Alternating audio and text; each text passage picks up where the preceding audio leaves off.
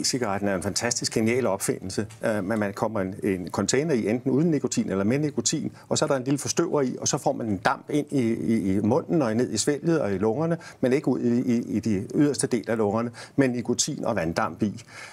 Og hvis man skal sige passiv rygning, så er der ikke nogen lugtgener, som der er ved passiv rygning. Og alle de gener, man får i øjne og næse og mund og svælg, det er der heller ikke ved den her e-cigaret. Så det er 2 fordele. Og den tredje fordel er, hvor farlig er den? Hvis man sammenligner, man siger, en elefant, det er passiv rygning for tobak, og en mus, det er fra denne her, og man bliver trådt over tæerne. Hvad vil du helst trædes over? Helst af musen selvfølgelig.